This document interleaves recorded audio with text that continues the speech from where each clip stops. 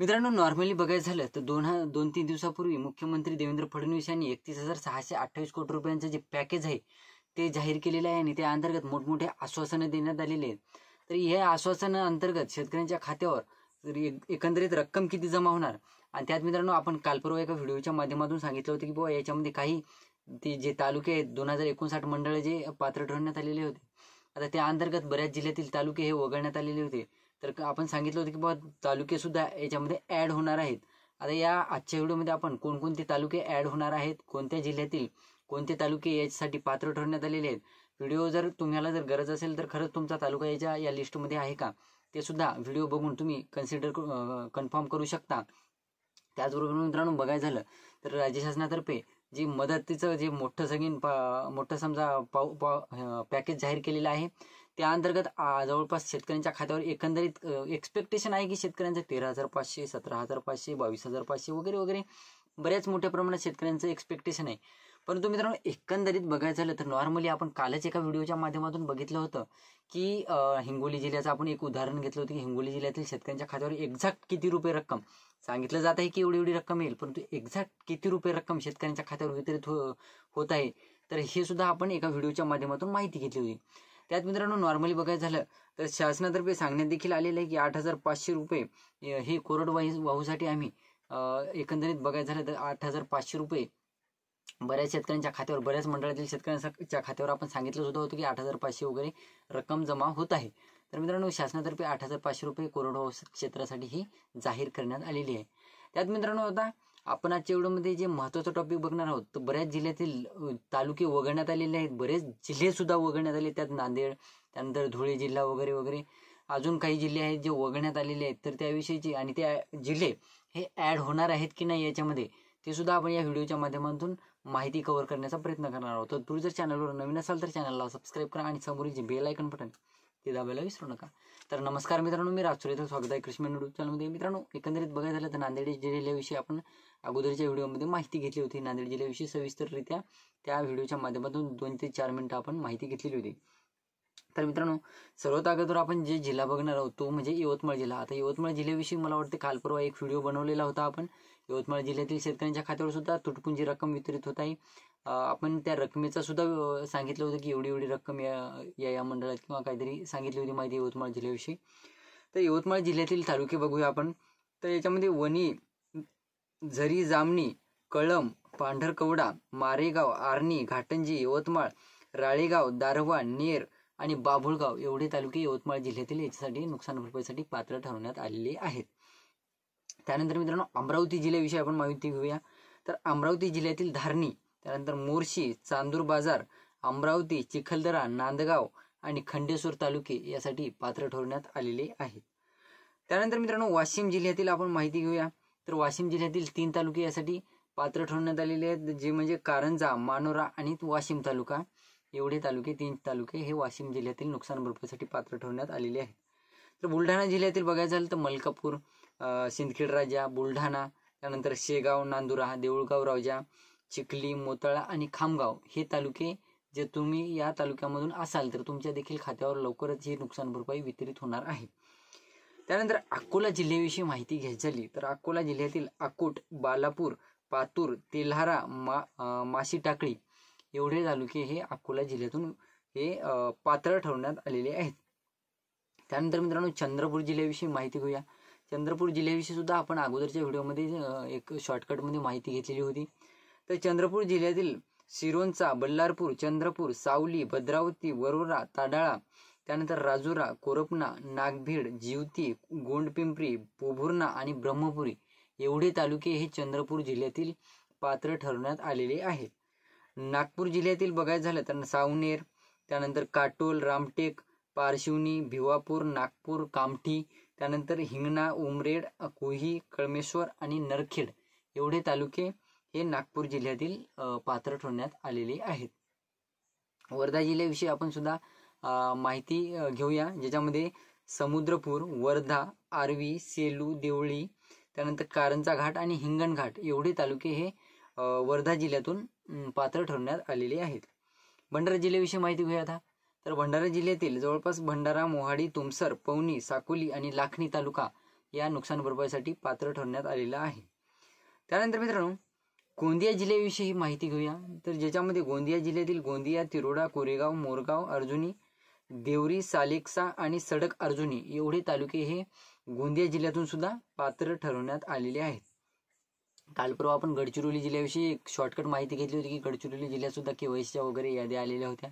त्याची सुद्धा आपण पाठीमागे या व्हिडिओच्या माध्यमातून माहिती घेतली होती. तर गडचिरोली जिल्ह्यातील गडचिरोली, वडसा, देसगाव, कुरखेडा, कोरची, चामोर्शी, मुलचेरा, आरमोरी, एटापल्ली आणि भामरागड, सिरोंचा या तालुक्यात नुकसान भरपाईच्या रकमा वाटप होणार आहेत. ही गोष्ट लक्षात ठेवा. त्यानंतर मित्रांनो सोलापूर जिल्ह्यातील तालुक्यांची माहिती घेऊया. ज्याच्यामध्ये सोलापूर जिल्ह्यातील दक्षिण सोलापूर, उत्तर सोलापूर, अक्कलकोट, बार्शी, मोहोळ, माढा, करमाळा, सांगोला, माळशिरस, पंढरपूर आणि मंगळवेढा हे तालुके हे सोलापूर जिल्ह्यातील नुकसान भरपाईसाठी मंजूर करण्यात आलेले आहेत. त्यानंतर अहमदनगर जिल्ह्याविषयी माहिती घेऊया. अहमदनगर जिल्ह्यातील कर्जत, पाथर्डी, नेवासा, शेवगाव, राहाता, श्रीरामपूर, जामखेड, अहमदनगर, पारनेर, त्यानंतर राहुरी, श्रीगोंदा, कोपरगाव आणि संगमनेर हे तालुके अहमदनगर जिल्ह्यातील मंजूर करण्यात आलेले आहेत. पुणे जिल्ह्याविषयी माहिती घेऊया आता. तर पुणे जिल्ह्यातील हवेली, शिरूर, इंदापूर, पुरंदर, जुन्नर, आंबेगाव आणि खेड तालुका या नुकसान भरपाईसाठी ग्राह्य धरण्यात आलेला आहे. सातारा जिल्ह्याविषयी माहिती घ्यायची झाली तर कोरेगाव, खटाव, महाबळेश्वर हे 3 तालुके सातारा जिल्ह्यातून पात्र ठरवण्यात आलेले आहेत. त्यानंतर कोल्हापूर जिल्ह्यातील गगनबावडा, चांदगड आणि पन्हाळा हे 3 तालुके हे कोल्हापूर जिल्ह्यातून मंजूर करण्यात आलेले आहेत, पात्र ठरवण्यात आलेले आहेत. त्यानंतर मित्रांनो पुढचा जिल्हा म्हणजे सांगली जिल्हा. तर सांगली जिल्ह्यातील तासगाव, कवठे महांकाळ, मिरज, आटपाडी, जत, सांगली, इस्लामपूर आणि वाळवा हे तालुके सांगली जिल्ह्यातून मंजूर करण्यात आलेले आहेत. त्यानंतर नाशिक जिल्ह्याविषयी माहिती घ्यायची झाली तर नाशिक जिल्ह्यातील मालेगाव, नांदगाव, सटाणा, त्यानंतर कळवण, देवळा, सिन्नर, सुरगाणा, नाशिक, त्र्यंबकेश्वर, पेठ, इगतपुरी, निफाड, बागलाण, चांदवड आणि येवला हे तालुके नाशिक जिल्ह्यातून मंजूर करण्यात आलेले आहेत. आता पात्रता बघायची झाली तर जळगाव जिल्ह्यातील पात्र तालुक्यांची यादी बघूया. ज्याच्यामध्ये मुक्ताईनगर, त्यानंतर पाचोरा, जामनेर आणि रावेर हे तालुके जळगाव जिल्ह्यातून पात्र ठरवण्यात आलेले आहेत. नंदुरबार जिल्ह्याविषयी माहिती घ्यायची झाली तर नंदुरबार जिल्ह्यातील शहादा, नंदुरबार, नवापूर, कुवा, तळोदा, अक्राणी हे तालुके नंदुरबार जिल्ह्यातून मंजूर करण्यात आलेले आहेत. त्यानंतर मित्रांनो उस्मानाबाद जिल्ह्याविषयी माहिती घ्यायची झाली तर उमरगाव, उस्मानाबाद, लोहारा, भूम, परांडा, कळंब, वाशी, तुळजापूर हे तालुके उस्मानाबाद जिल्ह्यातून मंजूर करण्यात आलेले आहेत. लातूर जिल्ह्याविषयी माहिती घ्यायची झाली तर लातूर जिल्ह्यात सुद्धा मोठ्या प्रमाणात नुकसान झालेलं होतं.